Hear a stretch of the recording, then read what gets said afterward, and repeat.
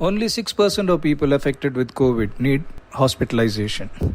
If our country needs to deal with only this 6%, our death rate would be far below what it is today, and medical care would be available for those who need it.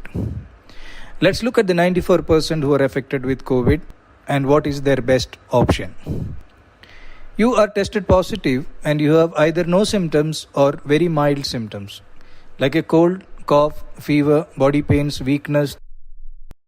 This means that your immunity is working well against the virus and keeping it under control. And in a matter of 1 week to 10 days, all these symptoms will settle down. You may develop a loss of smell and taste along the way, but you will recover without any complication with simple over-the-counter medications like Dolo 650, home remedies, Ayurveda and homeopathy. Be in constant telephonic touch with your family doctor.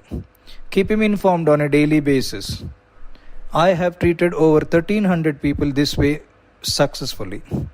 I strongly believe that over 94% of the people affected with COVID can be treated this way. Where are we going wrong? RT-PCR is the main test for diagnosing COVID, and it is only about 65 to 70% accurate, which means that 30-35% may be positive but will still show as negative. Not testing for COVID. Let us assume that every cold, cough, fever that happens to us now is COVID. We isolate ourselves and follow the rules which are laid down by the government, and we treat it as I have advised above and be done with it in a week or 10 days time. Testing for COVID. Once you are tested positive for COVID, you follow the above line of treatment and be done with it in 1 week to 10 days time. But this is possible only in 10% of those who have tested positive. Let me explain what happens to the rest 90% who are tested positive. Panic. With the second wave hitting us hard and the fear surrounding it, the moment you are tested positive, all hell breaks loose. You are flooded with advice from relatives, friends, colleagues, each one telling you their experiences and all the gory details from the news and the social media, and you get scared. You hardly have any symptoms, but the moment you know you are positive and you hear all their advice, you start to panic. When you panic, your breathing pattern changes. You breathe shallow, and in doing so, you pull carbon dioxide in your lungs and you begin to feel breathless. You are told that the lungs are getting affected, but the fact is that your anxiety is what is causing your breathlessness. Now you are asked to do the following investigations: a D-dimer, a C-reactive protein, and a CT scan of the chest. A D-dimer. Elevated levels of D-dimer are associated with any inflammation and any disease activity. It is only when the levels are extremely high it indicates a clotting problem. C-reactive protein. A high level of C-reactive protein in the blood is a marker of any inflammation. It can be caused by a wide variety of conditions.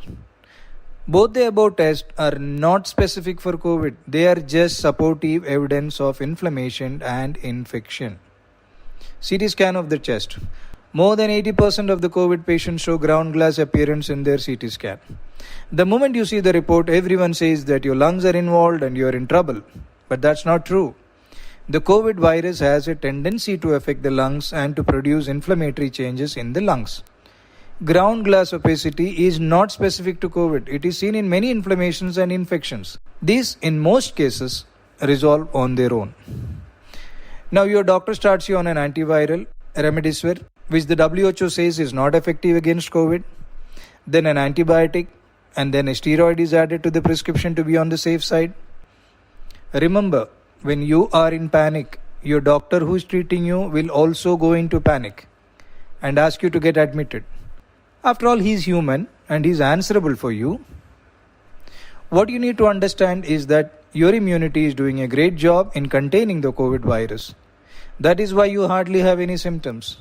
All these medicines are very strong and have a lot of side effects. When you consume these, they together crush your natural immunity, which is doing a great job, and you begin to get worse. Your condition deteriorates and you end up in the hospital. The medical system is doing its best, but it is overwhelmed and in the process of collapsing. You need to use your common sense and logic and decide which way you want to deal with the COVID when you get affected by it. The authorities are now saying that COVID is spreading through the air and not a droplet infection anymore, which means the spread is very fast. The way the second wave is hitting us, the chances are that most of us at some time or the other is going to get affected by the COVID. And by then, we need to be ready with our choice. By choosing option 1, there is a high chance that you will be done with the COVID without even realizing that you had COVID. You will not invite panic and unnecessarily stress and hospitalization. You will not unnecessarily block hospital beds and leave them to the 6% who truly needs them. The choice is yours. Take care.